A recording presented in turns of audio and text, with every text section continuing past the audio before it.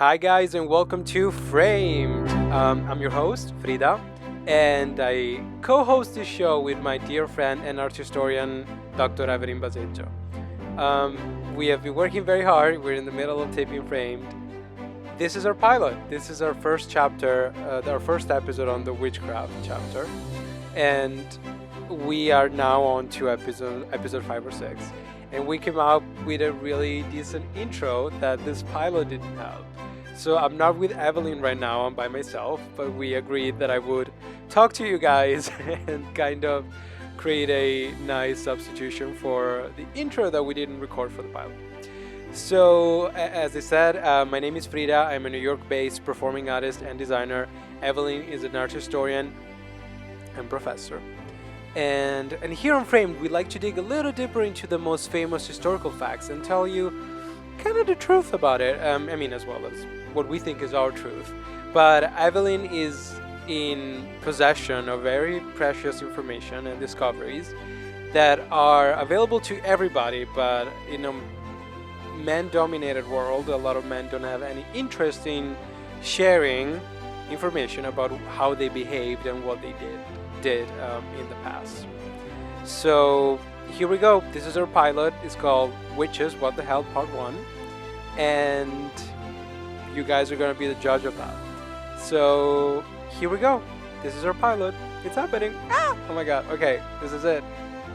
Enjoy.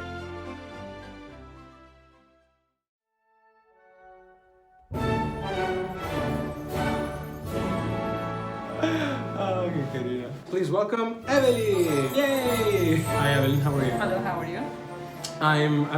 You see how I am. Eveline, so on this show we're gonna take a look at some topics from the 1500s, or as I like to call it, the 21st century. I'm gonna have a very suspicious look from now on because I don't really trust what people have been telling us. And also, I drew an eyebrow significantly higher than the other one. It's just a little Sto bit. cascando tutto. Hat break. Come te lo posso fissare? Non viene da lì. And we're back. And we're back. We just learned that I have to stand really still. So Eveline and I are really good friends. At least that's how I hope it's reciprocated.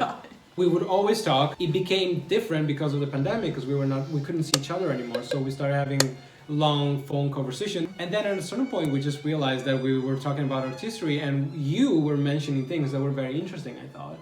So I was like, what the hell not taping it? It was very quick and easy. It only took us 11 months to put this together.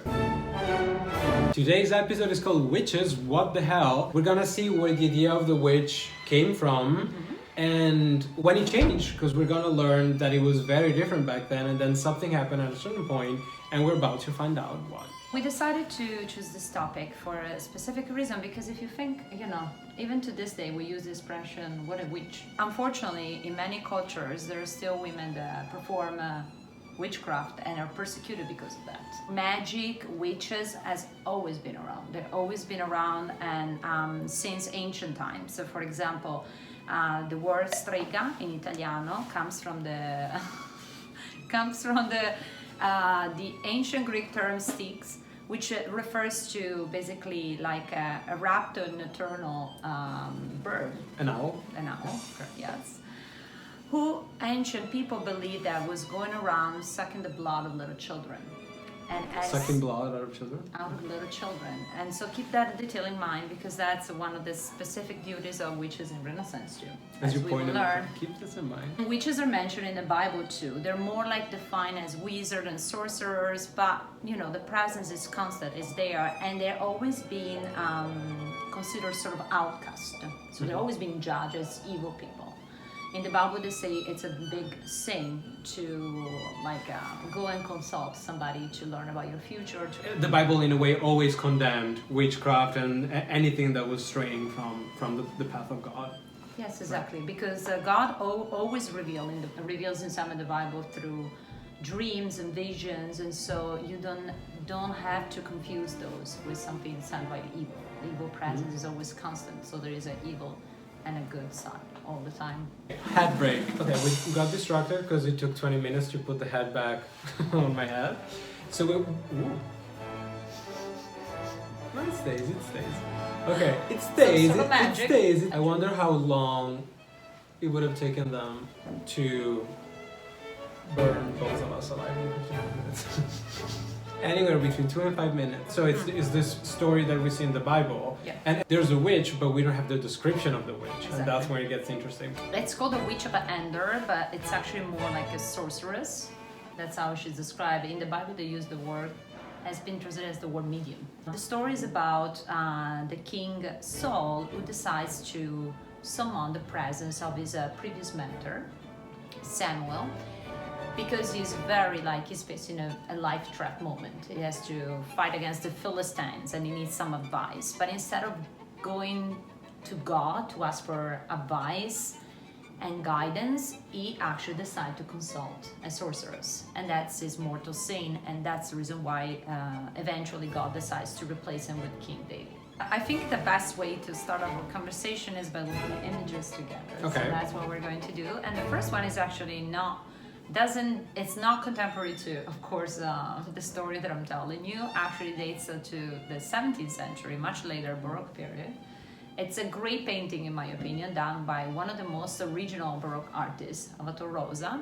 Not very commonly discussed in art history classes, actually, unfortunately. Ok, let's look at the picture together. Oh, aspetta, dobbiamo dire qualcos'altro. Lo diciamo mentre facciamo vedere il dipinto. Di Salvator Rosa, vuoi dire qualcosa? Ok. Okay. Allora qua farà e noi che torniamo indietro. Well, sorry, I forgot one thing. The thing is that I want to give you a little bit of background about Salvator Rosa because I think it's an artist who deserves a lot of attention since we're anti-conformist here, and he was a part of the group for sure. He would have liked us. Well, he would have painted us. Salvator Rosa, it's usually renowned for his landscape paintings, and that's how he became famous, even if he hated to be remembered because of that, because landscape painting was considered to be secondary. And that's why that's the first thing you said about him, even though he hated being remembered. Sorry, Salvator Rosa. But he's also particularly famous, in my opinion, for these images of witchcraft that he created. He created quite a number of them. He was very fascinated by the old sort of world of magic. And he produced most of them when he was in Florence, hanging out with some friends, interesting friends, like poets and satirists, intellectual, like he was himself. So there's all the, you have to imagine that these pictures, these images comes out of this kind of like of intellectual circles that a little bit crossed the boundaries between what was proper and what was considered to be inappropriate. This one particularly that I'm going to show you was actually shown in an exhibition in Rome, in San Giovanni de Collato, where actually Salvator Rosa was the only artist, contemporary artist, a live artist, whose work was shown in that exhibition. Everybody else was, every other work was done by artists that already were dead. So it's kind of interesting. Yeah. One thing I should point out about the Bible story is that it lacks any description of the Witch of Endor. So there's no physical description. No, we know what she did, but we don't know what she looks like. No, the only thing that they said, and I read the passage very closely,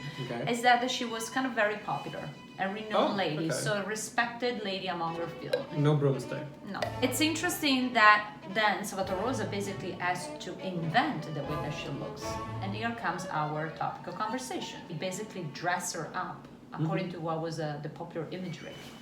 So let's look at what was this popular imagery. There's a whole magic wand thing, and I'm being very strict about it. So now we're gonna show the image.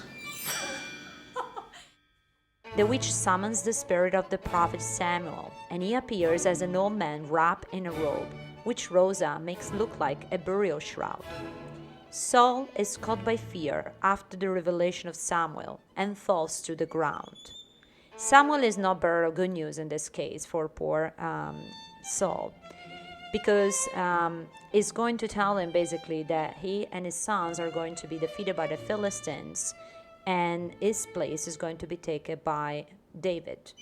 God had decided so because Saul has disobeyed him. The way that Rosa represents the Witch of Endor, it's kind of like the product of 2 centuries long imagery construction. As we will learn throughout our episodes, she's an ugly old woman. She's completely naked and surrounded by ghostly visions. I don't know if you noticed the bunny horse heads or the bat-winged skeletons, which are, by the way, typical of Rosa, and the owls with the glowing eyes. Behind the guards, there is a classicizing cauldron filled with bones, as a reference to the macabre practices of witches. Che la cosa che volevo dire, che lo devo dire a parole mie, che lui è così bravo che fa sembrare qualcosa di macabro così bello e attraente, perché alla fine quello che è proibito è attraente, no? This is perfect. So I'm gonna leave this and put Italian English subtitles. I'm not kidding. No, Okay. I told you. If you do something more than 3 times, I'm gonna put the Italian version. Now you will be a little confused because we said we're going to tell you the story of how witches were represented in the Renaissance, and I'm talking, the first image that I'm showing you is about a Baroque, but I wanted to show you the end point of this kind of evolution, so then we can do a kind of like, as in the movie, a flashback. Okay. And try to rebuild how Salvator Rosa really built together this identity of the perfect witch for this image taken from the Bible. Okay, now we get to the part that I think is most interesting, and that's really the nucleus of our first episode, which is when was the idea born? The Renaissance. Yeah. A moment of rebirth. You would expect things. You would expect progress in such a progressive time. So what the heck? But things don't go the way you want in life. I know. So I mean, we will learn that with my hat today. let's say the magic was part of everyday life in the Middle Ages and the Renaissance, you know. There was not really, like for example, when you were talking about, there was no distinction between astronomy and astrology like we do today. Today we don't consider astrology a serious science. At that time, the two things were intertwined together. And even people of high profiles, and I'm referring also to popes, used to consult astrologers. So this magic, this idea of reading into nature to find responses was kind of part of the rationalistic approach of Renaissance thinking. They believed that everything God created was created for a reason and was meant to be read and interpreted by human beings, and that somehow could affect their lives, which is kind of the most beautiful part of Renaissance, in my opinion. And it's interesting that this kind of thought appears in one important document that I need to mention, which is the Oration to the Dignity of Man, written by one of the most illustrious humanists in Florence, Pico della Mirandola, who talks about magic specifically in this oration while talking about the Renaissance man. And he states that there are two kinds of magic. There's the magic that is the evil one, the one that is monstrous and has to be like practiced basically and kept away from us. But the second one is the good one, which is practiced by the most authoritative philosopher, which is actually natural philosophy, which is a science basically that is used to decipher, learn, and absorb all the mystery of nature. I think it's very important to keep this in mind to understand what went wrong after that, because something definitely went wrong. At the end of this episode, we're gonna show a picture of the face of Eveline's doorman when you saw me arriving me like this today. Everything's fine. There is some sort of magic going Everything's on. fine. No, if there was magic, I wouldn't be stuck in this. Change. So in the Renaissance, something changed. So something changed in the Renaissance. That's what we wanted to talk about.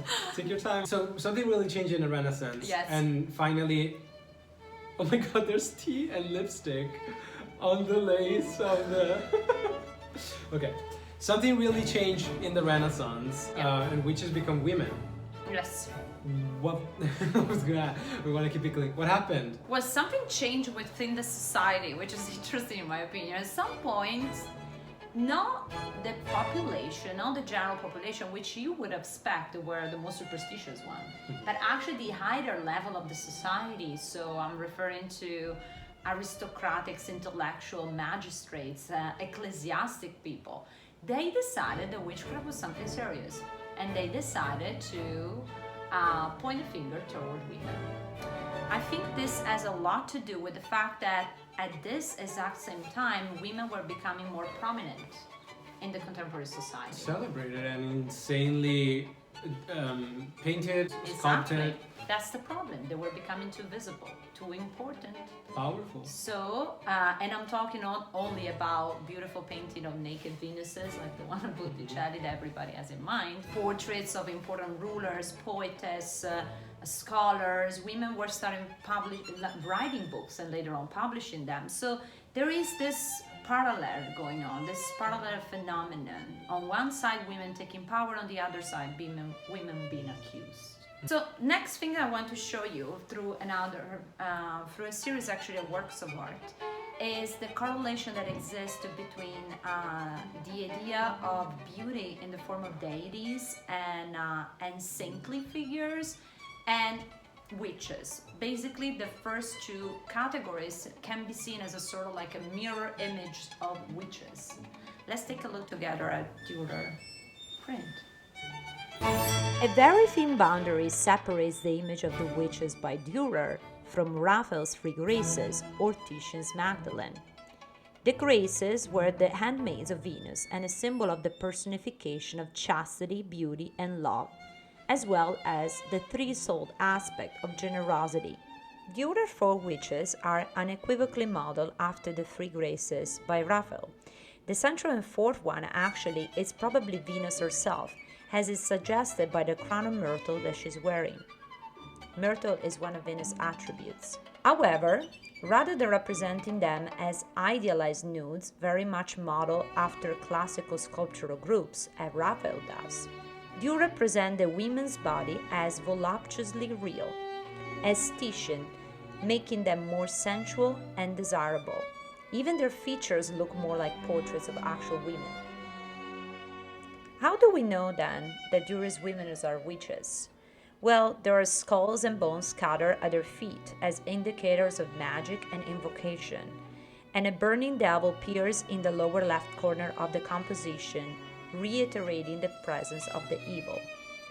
The OGH inscription above stands likely for "O God, beware of sorcery" in German. Dürer's engraving is not only the first one dated by the artist, but it also represents one of the most popular representations of witches in the Renaissance. What I really thought it was interesting is how in the Renaissance, yes, women are more represented, and in a certain way, men get a clue that they could be very powerful. But also, they were naked, as we said, and then there's a correlation between the naked witch and this idea of being sexually independent and powerful. Because I will never stop saying that. We were saying before, sorry for making all these jumps, but we were saying witchcraft appeared and then disappeared as a witch hunt.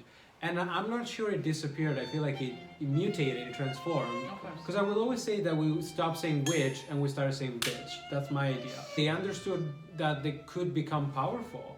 And I think it's interesting to know that that's what tells a witch apart from a moral, like a normal person. It's powers. They have power. Exactly. I think that's exactly what we will point out through works of art and literature during this series about witches. Okay, for this next this next artwork that we're going to see, it's an engraving, it's a print, it's a painting. Which one? It's an engraving. It's an engraving. The second one that we're gonna by Dürer that we're gonna take a look at it. As you were saying, there is something special about this one because it's very different. The portrayal of the witch is very different. Since there's too much to talk about, we're not going to talk about. No. Since there's too much to talk about, we don't want to just film this. We both want to be taking a look at the picture and commenting together. So we just came up with the fact that we're going to call this segment "Frame That Picture." The witch here is very different from the three beautiful women that we saw before. She is an older, hag-like woman. Her lustfulness is emphasized by a number of aspects. First of all, her nudity, of course, by her open mouth, and the distaff that she's clutching to her pelvis. I don't know if you noticed that. This instrument, which was a stick used for wrapping wool intended for spinning, was a symbol of the female role, but here very much emulates a phallus. Her flowing hair is also a reference to her rampant sexuality, because only virgins at this time were supposed to wear their hair down. The witch is flying in the sky on the back of a goat, an animal often associated with the devil. She holds its horn tied, which is a symbol of the animal's virility. The fact that she's riding backwards derived from a form of humiliation used during the Middle Ages. At that time, a man or a woman not acting in accordance with social norms of gender were forced to ride an ass while facing backwards through town. So the tool that you mentioned that she is holding between her legs, do you think that's like a predecessor of the iconography of the broom? Well, groomer would already use an imagery of witches, and it could be actually exactly a reference to that. But the way that it's positioned close to her female organs is a direct reference to something else, I think. She's riding the goat. The goat is going towards right, but her hair is blowing in the opposite direction. So that's weird. And then what's happening on the top left corner? So the fact that she's riding backwards, apart from the tradition that I just mentioned to you, that comes from the Middle Ages, is kind of like public shame. It's actually in reference to the fact that everything that witches do, it's the contrary of what it's actually asked from God. So the riding backwards proves that she's going backwards. She's not respecting the normal rules of nature and God. The other things, the direct contact with the elements, with the hail and rain, is because one of the most widespread beliefs, as we will see when we are going to read in detail Kramer's book, is that witches were actually able to control the weather or influence the weather, in this way ruining crops and, and earth in general, so inflicting pain of nature too. This is Eveline's hat, by the way. Okay, from her wedding day. Okay, so where did Dürer find inspiration from? Dürer found inspiration in popular imagery, of course, as you can see in the marginal drawing of this manuscript, this French manuscript of the 15th century. That's going to appear somewhere on the screen. And where you can see a wild Asian witch flying into the sky on a broom. But he definitely also read the Malleus Maleficarum. Okay, the Malleus Maleficarum, you read the whole thing? Yes, I did. What is this Malleus Maleficarum? Why is it so important? Who wrote it? Tell us everything. So the Malleus was published in 1487 and was a bestseller. Okay. It was the second most sold and read book after the Bible, guys. So that says a lot about the society of the time. And over, the next 2 centuries from when it was published, he appeared in at least 30 editions, and at least 30,000 volumes were actually disseminated throughout Europe, which is a lot for one book. I think people were publishing what they knew that was what people going were to buying. be. Exactly. Yeah. So there was a business behind it. It's a business behind it, of course. Definitely it was business. Let's talk about the author of this book. No, let's not talk about him. No, devi chiedermi come Dürer lo conosceva. Well, right, yeah. How did that? Well, I assume since it was a book that he read it. How did you? Not necessarily. Artisti non tutti leggono. Okay. So how did you learn about the Malleus Maleficarum? So Dürer learned about the Malleus Maleficarum pretty early on, just because his godfather happened to be one of the most prominent book publisher in Nuremberg. Yes, and he printed several editions of the Malleus Maleficarum already in the 1490s. That's how he was able to find inspiration. And in the next episode, we'll look in detail how really this book literally nurtured the fantasy of artists about how witches look like. We're gonna talk the Malleus Maleficarum in more detail in the next episode. Mm-hmm. We had a little bit of a head malfunction, so my head might look different, but we don't care. So Eveline, we're wrapping up this episode. Yeah. Thank you very much. We had another head malfunction, so I'm gonna start like this. So Eveline, thank you very much for today. Witches What the Hell Part 2 and 3 are gonna follow up.